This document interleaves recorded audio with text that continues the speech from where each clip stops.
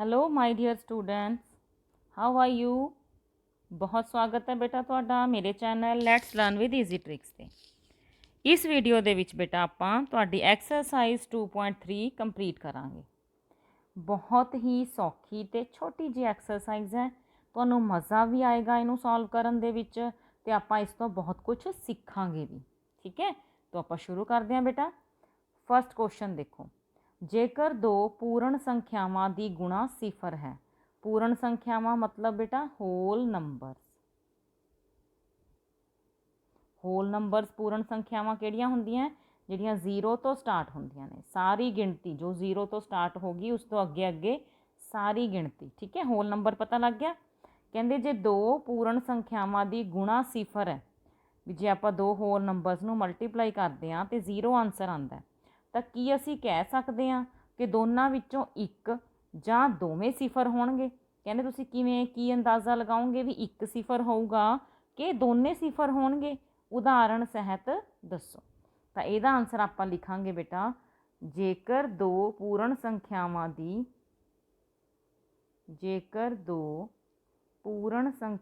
ਦੀ ਗੁਣਨਫਲ ਸਿਫਰ ਹੈ ਤਾਂ ਦੋਹਾਂ ਵਿੱਚੋਂ ਇੱਕ ਜਾਂ ਦੋਵੇਂ ਸਿਫਰ ਹੋਣਗੇ। ਮਤਲਬ ਦੋਨੋਂ ਹੀ ਸਹੀ ਨੇ। ਆਪਾਂ ਇੱਥੇ ਹੁਣ ਐਗਜ਼ਾਮਪਲ ਦੇਵਾਂਗੇ ਬੇਟੇ। ਐਗਜ਼ਾਮਪਲ ਉਦਾਹਰਣ। ਹੁਣ ਜੇ 1 0 ਲੈਂਦੇ ਹੋ, ਉਹਨੂੰ ਕਿਸੇ ਵੀ ਸੰਖਿਆ ਨਾਲ ਗੁਣਾ ਕਰਦੇ ਹੋ ਤਾਂ ਉੱਤਰ ਕਿੰਨਾ ਆਉਂਦਾ? 0। ਹੁਣ 1 ਦੀ ਜਗ੍ਹਾ ਤੁਸੀਂ 4 ਲੈ ਲਓ ਤਾਂ ਵੀ 0 ਆਨਸਰ ਆਊਗਾ, 40 ਲੈ ਲਓ ਤਾਂ ਵੀ 0 ਆਨਸਰ ਆਊਗਾ। ਇਹਦਾ ਮਤਲਬ 1 0 ਹੋਣ ਨਾਲ ਵੀ ਦੋ ਪੂਰਨ ਸੰਖਿਆਵਾਂ ਦੀ ਗੁਣਾ 0 ਹੁੰਦੀ ਹੈ। ਤਾਂ ਜੇ ਦੋਨੋਂ 0 ਨੇ ਬੇਟੇ, ਉਹਨਾਂ ਦੀ ਗੁਣਾ ਕਰੋਗੇ ਤਾਂ ਵੀ ਕਿੰਨਾ ਆਨਸਰ ਆਊਗਾ? 0। ਦੋਨੋਂ ਗੱਲਾਂ ਸਮਝ ਆ ਗਈਆਂ। ਜਦੋਂ ਦੋ ਪੂਰਨ ਸੰਖਿਆਵਾਂ ਦੀ ਗੁਣਾ ਕਰਦੇ ਹਾਂ ਆਨਸਰ 0 ਆਉਂਦਾ ਹੈ, ਤਾਂ ਉਹਨਾਂ 'ਚੋਂ ਇੱਕ 0 ਹੋ ਜਾਵੇ ਤਾਂ ਵੀ ਆਨਸਰ 0 ਆ ਜਾਊਗਾ, ਦੋਨੋਂ 0 ਹੋ ਜਾਣ ਤਾਂ ਵੀ ਆਨਸਰ 0 ਆ ਜਾਏਗਾ। ਠੀਕ ਹੈ ਬੇਟਾ, ਇੰਨਾ ਸਮਝ ਆ ਗਿਆ। ਹੁਣ ਦੇਖੋ ਨੈਕਸਟ ਕੁਐਸਚਨ। ਕਹਿੰਦੇ ਜੇ ਦੋ ਪੂਰਨ ਸੰਖਿਆਵਾਂ ਦੀ ਗੁਣਾ 1 ਹੈ। ਹੁਣ ਸੇਮ ਉਹੀ ਗੱਲ ਹੈ ਨਾ, ਹੋਲ ਨੰਬਰਸ ਨੇ ਪਰ ਉਹਨਾਂ ਦੀ ਆਨਸਰ ਕਿੰਨਾ ਆ ਰਿਹਾ? ਗੁਣਾ ਦਾ 1। ਤਾਂ ਕੀ ਅਸੀਂ ਕਹਿ ਸਕਦੇ ਹਾਂ ਕਿ ਇਹਨਾਂ ਦੋਨਾਂ ਵਿੱਚੋਂ ਇੱਕ ਜਾਂ ਦੋਨੇ ਹੀ ਇੱਕ ਹੋਣਗੇ? ਇਹ ਵੀ ਆਪਾਂ ਐਗਜ਼ਾਮਪਲ ਦੇਣੀ ਹੈ। ਤਾਂ ਇਹਦਾ ਆਨਸਰ ਆਪਾਂ ਬੇਟਾ ਕੀ ਲਿਖਾਂਗੇ? ਜੇਕਰ ਦੋ, ਮੇਰੇ ਨਾਲ ਬੇਟੇ ਨੂੰ ਆਪਣੀ ਫਾਈਨਲ ਨੋਟਬੁੱਕ 'ਤੇ ਪੱਕੀ ਕਾਪੀ ਦੇ ਉੱਪਰ ਲਿਖੀ ਜਾਇਓ। ਠੀਕ ਹੈ, ਫਿਰ ਨਾਲ ਦੀ ਨਾਲ ਕੰਮ ਪੂਰਾ ਹੋ ਜਾਏਗਾ, ਨਾਲੇ ਤੁਹਾਨੂੰ ਸਮਝ ਆ ਜਾਏਗਾ। ਜੇਕਰ ਦੋ ਪੂਰਨ ਸੰਖਿਆਵਾਂ ਦੀ ਗੁਣਾ 1 ਹੈ ਤਾਂ ਉਹਨਾਂ ਦੋਨਾਂ ਸੰਖਿਆਵਾਂ ਜਾਂ ਉਹ ਦੋਨੋਂ ਸੰਖਿਆਵਾਂ, ਇੱਕ ਮਿੰਟ ਬੇਟਾ, ਤਾਂ ਉਹ ਦੋਨੋਂ ਸੰਖਿਆਵਾਂ, ਉਹ ਦੋਨੋਂ ਲਿਖਣਾ ਸੀ, ਚਲੋ, ਸੰਖਿਆਵਾਂ ਇੱਕ ਹੋਣਗੀਆਂ। ਮਤਲਬ ਇੱਕ ਏਕਾ ਹੋਣ ਨਾਲ ਨਹੀਂ ਇੱਕ ਬਣਨਾ। ਜੇ ਦੋਨੋਂ ਹੀ, ਇੱਥੇ ਉਦਾਹਰਨ ਦੇਵਾਂਗੇ ਬੇਟਾ ਆਪਾਂ ਐਗਜ਼ਾਮਪਲ, ਜੇ ਦੋਨੋਂ ਹੀ ਇੱਕ ਹੋਣਗੇ ਫਿਰ ਆਨਸਰ 1 ਬਣੂਗਾ। ਜੇ ਆਪਾਂ 1 ਨੂੰ ਕਿਸੇ ਵੀ ਹੋਰ ਸੰਖਿਆ ਦੇ ਨਾਲ ਗੁਣਾ ਕਰਾਂਗੇ ਤਾਂ ਆਪਣਾ ਆਨਸਰ 1 ਕਦੇ ਵੀ ਨਹੀਂ ਆਊਗਾ। ਜੇ ਆਪਾਂ 10 ਨਾਲ ਗੁਣਾ ਕਰਦੇ ਹਾਂ ਤਾਂ 10 ਬਣ ਜੂਗਾ, ਜੇ ਆਪਾਂ 1 ਨੂੰ 100 ਨਾਲ ਗੁਣਾ ਕਰਦੇ ਹਾਂ ਤਾਂ 100 ਬਣ ਜੂਗਾ। ਇਹਦਾ ਮਤਲਬ ਕਦੇ ਵੀ 1 ਨਹੀਂ ਆਊਗਾ, ਹੈ ਨਾ, ਇੱਕ ਏਕੇ ਨਾਲ। ਤਾਂ ਆਪਾਂ ਨੂੰ ਬੇਟਾ ਦੋਨੋਂ ਪੂਰਨ ਸੰਖਿਆਵਾਂ ਦੀ ਗੁਣਾ 1 ਲਿਆਉਣ ਦੇ ਲਈ ਦੋਨੋਂ ਸੰਖਿਆਵਾਂ ਹੀ 1 ਲੈਣੀਆਂ ਪੈਣਗੀਆਂ। 1 ਗੁਣਾ 1 ਬਰਾਬਰ 1। ਠੀਕ ਹੈ ਜੀ, ਸਮਝ ਆ ਗਿਆ ਇਹ ਤੁਹਾਨੂੰ। ਅਗਲਾ ਕੁਐਸਚਨ ਦੇਖੋ, ਕਿੰਨਾ ਵਧੀਆ ਕੁਐਸਚਨ ਹੈ। ਆਪਾਂ ਦੇਖਣਾ ਹੈ ਕਿ ਇਹਦੇ ਵਿੱਚ ਕੀ ਹੋ ਰਿਹਾ, ਕਿਹੋ ਜਿਹਾ ਪੈਟਰਨ ਹੈ, ਤੇ ਆਪਾਂ ਉਸ ਨੂੰ ਪੂਰਾ ਕਰਨਾ। ਪੈਟਰਨ ਕਿਵੇਂ ਬੇਟਾ? ਦੇਖੋ, 1 ਗੁਣਾ 1 ਨੂੰ ਇਹਨੇ ਕੀ ਲਿਖਿਆ? 1। 11 ਗੁਣਾ 11 ਨੂੰ ਇਹਨੇ ਕੀ ਲਿਖਿਆ? 121। ਤੇ 111 ਗੁਣਾ 111 ਨੂੰ ਕੀ ਲਿਖਿਆ? 1 2 3 2 1। ਤਾਂ ਬੇਟਾ ਤੁਸੀਂ ਪੈਟਰਨ ਪਛਾਣੋ। ਪਹਿਲਾਂ ਤਾਂ 1 ਸੀ, ਫਿਰ ਦੋਨੋਂ ਪਾਸੇ 1 ਸੀ, ਵਿਚਾਲੇ 2 ਆ ਗਿਆ, ਫਿਰ ਦੋਨੋਂ ਪਾਸੇ 1 ਸੀ, ਵਿਚਾਲੇ 2 3 ਫਿਰ 2। ਮਤਲਬ ਪਹਿਲਾਂ ਇੱਕ ਵਾਰ ਵਧੇ ਫਿਰ ਘਟੇ। ਹੁਣ ਆਪਾਂ ਨੇ ਲਿਖਣਾ ਜਦੋਂ 4 ਏਕਿਆਂ ਨੂੰ 1111 ਨੂੰ 1111 ਨਾਲ ਗੁਣਾ ਕਰਦੇ ਹਾਂ ਤਾਂ ਕੀ ਆਨਸਰ ਆਊਗਾ? आले दुआले तो बेटा 1 ही आऊगा, है ना। तो 4 1 ने अपने कोले, तो 4 तक आप जावांगे। देखो 3 1 सी तो आप 3 तक गए सी, 2 1 सी तो आप 2 तक गए सी, 1 1 सी तो आप 1 तक ही गए हैं, ठीक है। तो 4 एक ने तो आप 4 तक जावांगे, 1 2 3 4, उस तो बाद फिर घट जाएंगे 3 2 1, ठीक है जी, समझ आ गया। हुण जो बेटा 5 ने, 5 वनस ने अपने कोले, तो 5 तक तो जावांगे 1 2 3 4 5, इस तो बाद घट जाएंगे 4 3 2 1। हो गया पैटर्न पूरा, ईजी सी, इंटरस्टिंग सी, ठीक है। नैक्सट क्वेश्चन देखते हैं बेटा। नमूने का प्रेखण करो ਅਤੇ खाली ਥਾਵਾਂ भरो। सेम गल है, ਆਪਾਂ देखना की पैटर्न चल रहा है, फिर उस तो बाद आप ये 2 खाली ਥਾਵਾਂ भर देनिया ने। चलो देखते हैं पहला आप इन्हें लिखा बेटा 1 गुणा 9 प्लस 1 10 बनता, ठीक है। अपन पता है भी 9 एकम 9 है, 1 जोड़ांगे तो 10 बन गया। हुण जदों उन्हें 12 लिखता, गुणा 9 ही है, देखो सारियां दे विच गुणा 9 ही है, ठीक है। एक तो पैटर्न आप ये देख लिया, उस तो इलावा आप की देखिया पहला 1 सी, फिर 1 2, फिर 1 2 3, 1 2 3 4, 1 2 3 4 5, फिर 1 2 3 4 5 6। ਇਹਦਾ मतलब जिन्नियां संख्यावां ने उन्ना ही विच जुड़ रहा है। 2 सी तो 2 जोड़िया, 3 अंक सी तो 3 जोड़िया, 4 है तो 4 जोड़िया, 5 है तो 5 जोड़िया, 6 है तो 6 जोड़िया। हुण आंसर दे विच देखो की पैटर्न लगाया इन्हें। हुण जदों तां बेटा लिखिया आपां ने 1 गुणा 9 तो 1 नाल 0 लिखिया, जदों इन्हें लिखिया 2 अंकां दे नाल 9 तो 2 एके पा के 0 लिखिया, 3 अंकां नूं 9 नाल गुणा करके 3 जोड़िया तो 3 एकिਆਂ नाल 0 लिखिया, 4 अंकां नूं 9 नाल गुणा करके 4 जोड़िया तो 4 एकिਆਂ नाल 0 आ रही है। तो बेटा जदों 5 जोड़ रहे हैं तो 1 2 3 4 5 नाल 1 0 लगूगी। जदों इत्थे 1 2 3 4 5 6 नूं 9 नाल गुणा करके 6 जोड़ रहे हैं तो 1 2 3 4 5 6 लग के एक नाल 0 लग जाएगी, ठीक है बेटा। ये भी पैटर्न पूरा कर लिया। नैक्सट क्वेश्चन,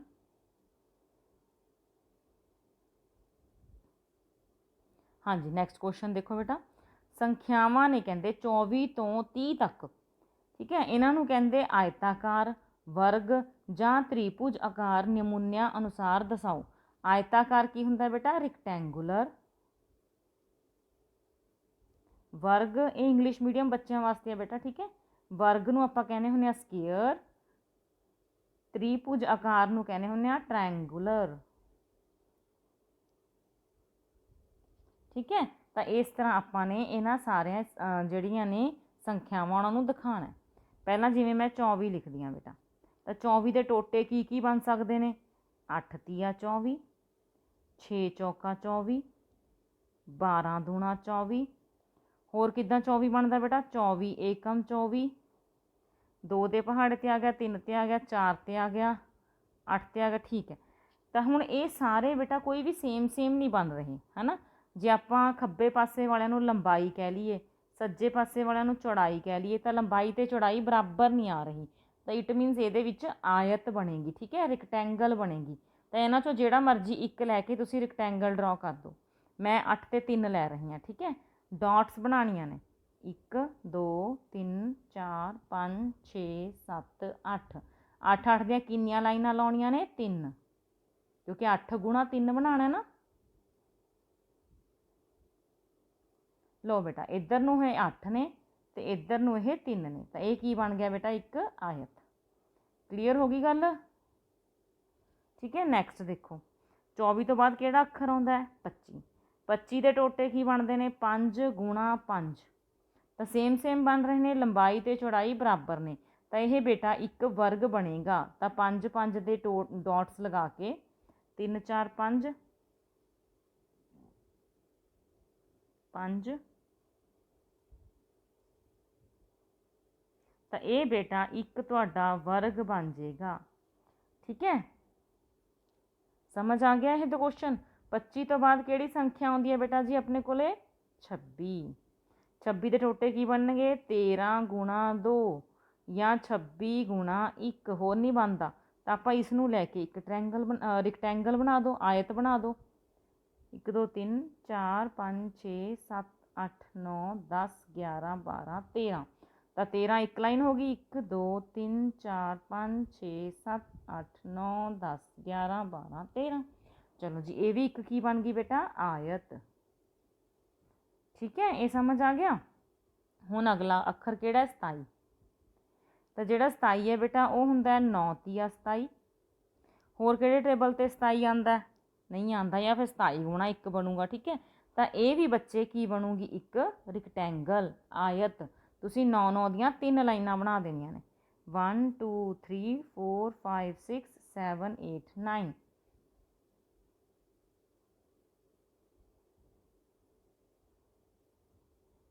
ਠੀਕ ਹੈ ਜੀ, ਤਾਂ ਇਹ ਵੀ ਆਪਣੇ ਕੋਲੇ ਬਣ ਗਈ ਆਇਤ। 27 ਤੋਂ ਬਾਅਦ ਕੀ ਆਉਂਦਾ ਬੇਟਾ ਆਪਣੇ ਕੋਲੇ? 28। ਤਾਂ 28 ਉਹ ਸੰਖਿਆ ਹੈ ਬੇਟਾ ਜਿਸ ਦਾ ਤ੍ਰਿਭੁਜ ਆਕਾਰ, ਟ੍ਰਾਇੰਗਲ ਜਿਹੜੀ ਹੈ ਫਿਗਰ ਬਣੇਗੀ। ਕਿੱਦਾਂ? 1 ਤੋਂ ਸ਼ੁਰੂ ਕਰੋ। 1, ਫਿਰ 2, ਫਿਰ 3, फिर 4, फिर 5, फिर 6, फिर 7। देखो ट्रायंगल बन गए ना। हम तुसी कहोगे 28 किवें बने? देखो फस्ट लाइन च 1, फिर 2, फिर 3, 4, 5, 6, 7। इनू ऐड कर लो। 2 ते 1 3, 3 च 3 जोड़े 6, 6 च 4 जोड़े 10, 10 च 5 जोड़े 15, 15 च 6 जोड़े 21, 21 च 7 जोड़े 28। ਤਾਂ ਆਪਾਂ ਡਾਟਸ ਤਾਂ 28 ਲਗਾਈਆਂ ਨੇ, ਤੇ ਜਦੋਂ ਉਹਨਾਂ ਨੂੰ ਆਪਾਂ ਇਸ ਢੰਗ ਨਾਲ ਰੱਖਿਆ ਤਾਂ ਇਹ ਇੱਕ ਕੀ ਬਣ ਗਈ? ਤ੍ਰਿਭੁਜ। ਠੀਕ ਹੈ, ਟ੍ਰਾਇੰਗਲ ਬਣ ਗਈ। ਬਣਾ ਲਓਗੇ ਬੇਟਾ? ਨੈਕਸਟ ਦੇਖੋ 29 ਤੇ 30। ਇਹ ਤੁਹਾਡਾ ਹੋਮਵਰਕ ਹੈ, ਤੁਸੀਂ ਦੇਖਣਾ ਵੀ ਇਹਦਾ ਬਣਦਾ ਕੀ ਹੈ। ਠੀਕ ਹੈ, ਇਹ ਕਰਕੇ ਦੇਖ ਲਓਗੇ ਤਾਂ ਮੈਨੂੰ ਕਮੈਂਟ ਸੈਕਸ਼ਨ 'ਚ ਦੱਸਣਾ ਵੀ ਦੋਨੋਂ ਸਮ ਤੁਹਾਡੇ ਤੋਂ ਹੋ ਗਏ। ਓਕੇ। 29 ਦਾ ਤਾਂ ਦੇਖੋ ਬੇਟਾ ਪ੍ਰਾਈਮ ਨੰਬਰ ਹੈ। ਜੇ ਪ੍ਰਾਈਮ ਨੰਬਰ ਹੈ ਤਾਂ ਇਹਦੇ ਫੈਕਟਰ ਬਣਨੇ ਹੀ ਨਹੀਂ। 29 ਗੁਣਾ 1, ਤਾਂ ਤੁਸੀਂ 29 ਡਾਟਸ ਇੱਕ ਲਾਈਨ ਦੇ ਵਿੱਚ ਲਗਾ ਦੇਣੀਆਂ ਨੇ, ਅਤੇ ਤੁਹਾਡੀ ਇੱਕ ਲਾਈਨ ਵਾਲੀ ਆਇਤ ਬਣ ਜਾਏਗੀ। ਠੀਕ ਹੈ, ਹੁਣ ਜਿਹੜਾ 30 ਹੈ, 30 ਦੇ ਸਾਰੇ ਟੋਟੇ ਬਣਾ ਕੇ ਦੇਖੋ। 10 ਤੀਆ 30, 6 5 30, 2 ਦੇ ਪਹਾੜੇ 'ਤੇ ਵੀ ਆਉਂਦਾ 15 ਦੂਣਾ 30। ਸਾਰੇ ਫੈਕਟਰਸ ਦੇਖ ਲਓ। 2 ਤੇ ਆ ਗਿਆ, 3 ਤੇ ਆ ਗਿਆ, 4 ਤੇ ਤਾਂ ਨਹੀਂ ਆਉਂਦਾ। 5 ਤੇ ਲਿਖ ਲਿਆ ਆਪਾਂ, 6 ਤੇ ਲਿਖ ਲਿਆ, 7 8 9, ਫਿਰ 10 ਤੇ ਲਿਖ ਲਿਆ। ਠੀਕ ਹੈ ਬੇਟਾ, ਤਾਂ ਇਹਨਾਂ ਦੇ ਵਿੱਚੋਂ ਕਿਸੇ ਵੀ ਇੱਕ ਨੂੰ ਚੁਣ ਕੇ, ਜਿਵੇਂ 10 ਗੁਣਾ 3 ਹੈ ਤਾਂ 10 10 ਜਿਹੜੀਆਂ 3 ਲਾਈਨਾਂ ਬਣਾ ਦੇਣੀਆਂ ਨੇ। ਠੀਕ ਹੈ, ਜੇ 6 ਗੁਣਾ 5 ਚੁਣਦੇ ਹੋ ਤਾਂ 6 6 ਦੀਆਂ ਤੁਸੀਂ 5 ਲਾਈਨਾਂ ਬਣਾ ਦੇਣੀਆਂ ਨੇ। ਇਸ ਤਰ੍ਹਾਂ ਨਾਲ ਇਹ ਵੀ ਇੱਕ ਕੀ ਬਣੂਗੀ? ਆਇਤਾਕਾਰ। ਠੀਕ ਹੈ ਬੇਟਾ, ਸਮਝ ਆ ਗਿਆ? ਲਾਸਟ ਕੁਐਸਚਨ ਤੇ ਆ ਗਿਆ ਆਪਾਂ। ਲਾਸਟ ਕੁਐਸਚਨ ਦੇ ਵਿੱਚ ਵੀ ਤੁਹਾਨੂੰ ਇੱਕ ਪੈਟਰਨ ਦਿੱਤਾ ਹੋਇਆ। ਕਹਿੰਦੇ ਜਿਹੜਾ 1 ਹੈ ਉਹਨੂੰ ਤੁਸੀਂ 1 ਗੁਣਾ 1 ਲਿਖ ਕੇ 1 ਲਿਖ ਸਕਦੇ ਹੋ। ਜੇ ਆਪਾਂ ਕਹਿੰਦੇ 1 + 3 ਲਿਖਦੇ ਹਾਂ ਤਾਂ ਉਹਨੂੰ ਤੁਸੀਂ 2 ਗੁਣਾ 2 ਬਰਾਬਰ 4 ਲਿਖ ਸਕਦੇ ਹੋ, ਕਿਉਂਕਿ 3 ਤੇ 1 4 ਹੁੰਦਾ। ਠੀਕ ਹੈ, ਜੇ ਕਹਿੰਦੇ 1 3 + 5 ਲਿਖਦੇ ਹੋ ਤਾਂ ਫਿਰ ਇਹਦਾ ਆਨਸਰ ਹੋਊਗਾ 3 ਗੁਣਾ 3 ਬਰਾਬਰ 9। ਤਾਂ ਉਹਨੇ ਆਪਾਂ ਨੂੰ ਪੁੱਛ ਲਿਆ ਕਿ ਜੇ ਇਸੇ ਪੈਟਰਨ 'ਤੇ ਚੱਲੀਏ ਤਾਂ ਪਹਿਲੀਆਂ 12 ਟਾਂਕ ਸੰਖਿਆਵਾਂ ਦਾ ਜੋੜ ਕੀ ਹੋਊਗਾ? ਟਾਂਕ ਸੰਖਿਆ ਕਿਹੜੀ ਹੁੰਦੀ ਹੈ ਬੇਟਾ? ਔਡ ਨੰਬਰਸ। ਔਡ ਨੰਬਰ ਕਿਹੜੇ ਹੁੰਦੇ ਨੇ? 1 3 5 7 9 11। ਇੱਦਾਂ ਸਾਰੇ ਟਾਂਕ, ਜਿਹਨੂੰ ਤੁਸੀਂ ਕਲੀ ਕਹਿੰਦੇ ਹੋ। ਠੀਕ ਹੈ, ਜਿਹੜੇ 2 ਦੇ ਪਹਾੜੇ 'ਤੇ ਨਹੀਂ ਆਉਂਦੇ ਉਹ ਔਡ ਨੰਬਰ ਨੇ। ਹੁਣ ਆਪਾਂ ਨੂੰ ਪੁੱਛ ਲਿਆ ਪਹਿਲੀਆਂ 12, ਤਾਂ ਪਹਿਲੀਆਂ 12 ਜਦੋਂ ਆਪਾਂ ਲਿਖਦੇ ਹਾਂ 3 5 7 9 11 13 15 17 19, ਕਿੰਨੀਆਂ ਲਿਖ ਲੀਆਂ? ਫਿਰ 21, ਫਿਰ 23, 12 ਹੋ ਗਈਆਂ ਨਾ। ਜਦੋਂ ਇਹਨਾਂ ਦਾ ਜੋੜ ਕਰਾਂਗੇ ਤਾਂ ਆਪਾਂ ਨੂੰ ਇਕੱਲੇ ਨੂੰ ਜੋੜਨ ਦੀ ਜ਼ਰੂਰਤ ਨਹੀਂ। ਦੇਖੋ ਜੇ 1 ਸੀ ਤਾਂ 1 ਗੁਣਾ 1 ਹੋਇਆ, ਜੇ 2 ਸੰਖਿਆਵਾਂ ਨੇ ਤਾਂ 2 ਗੁਣਾ 2 ਹੋਇਆ, ਜੇ 3 ਸੰਖਿਆਵਾਂ ਨੇ ਤਾਂ 3 ਗੁਣਾ 3 ਹੋਇਆ, ਜੇ 12 ਸੰਖਿਆਵਾਂ ਨੇ ਤਾਂ 12 ਗੁਣਾ 12 ਹੋਊਗਾ। 12 12 144। ਠੀਕ ਹੈ ਬੇਟਾ, ਅਗਲੀਆਂ ਉਹਨੇ ਕਿਹਾ ਜੇ 50 ਹੋਣ। ਇਹ ਹੁਣ ਆਪਾਂ ਇੱਥੇ 50 ਤਾਂ ਲਿਖ ਨਹੀਂ ਸਕਦੇ। ਠੀਕ ਹੈ, ਬਹੁਤ ਜ਼ਿਆਦਾ ਹੋ ਜਾਣਗੀਆਂ। ਆਪਾਂ ਸਿਰਫ ਇਹਦਾ ਆਨਸਰ ਲਿਖ ਦਿੰਦੇ ਹਾਂ ਵੀ ਜੇ 50 ਨੇ ਤਾਂ ਫਿਰ 50 ਨੂੰ 50 ਨਾਲ ਗੁਣਾ ਕਰਕੇ ਇਹਨਾਂ ਦਾ ਜੋੜ ਆ ਜਾਏਗਾ। ਗੁਣਾ ਕਰਨੀ ਸੌਖੀ ਹੈ ਬੇਟਾ। ਦੇਖੋ 5 5 25 ਤੇ ਨਾਲ 2 0। ਤਾਂ 50 ਟਾਂਕ ਸੰਖਿਆਵਾਂ ਦਾ ਜੋੜ ਕਿੰਨਾ ਆ ਜਾਊਗਾ 2500। ਦੇਖੋ ਕਿੱਥੇ ਆਪਾਂ 50 ਟਾਂਕ ਸੰਖਿਆਵਾਂ ਲਿਖਦੇ ਫਿਰ ਉਹਨਾਂ ਨੂੰ ਜੋੜਦੇ। ਇੱਧਰ ਦੇਖੋ ਇਹ 12 ਸੀਗੀਆਂ, ਇਹਨਾਂ ਨੂੰ ਜੋੜਨਾ ਵੀ ਕਿੰਨਾ ਔਖਾ ਸੀ, ਤਾਂ ਆਪਾਂ ਇੱਕ ਪੈਟਰਨ ਬਣਾ ਕੇ ਫਟਾਫਟ ਇਹਨਾਂ ਨੂੰ ਜੋੜ ਲਿਆ। ਠੀਕ ਹੈ ਬੱਚੇ, ਪਤਾ ਲੱਗ ਗਿਆ ਜੀ। ਹੁਣ ਇਹ ਸੀਗੀ ਬੇਟਾ ਆਪਣੀ ਐਕਸਰਸਾਈਜ਼ 2.3। ਕਾਪੀਜ਼ 'ਤੇ ਕਰ ਲੈਣਾ, ਨੋਟਬੁੱਕ ਆਪਣੀ ਪੂਰੀ ਕਰ ਲਿਆ ਕਰੋ, ਨਾਲ ਦੀ ਨਾਲ ਇਹਨਾਂ ਦੀ ਤਿਆਰੀ ਵੀ ਕਰ ਲਿਆ ਕਰੋ। ਠੀਕ ਹੈ ਜੀ, ਬਾਏ ਬੇਟਾ।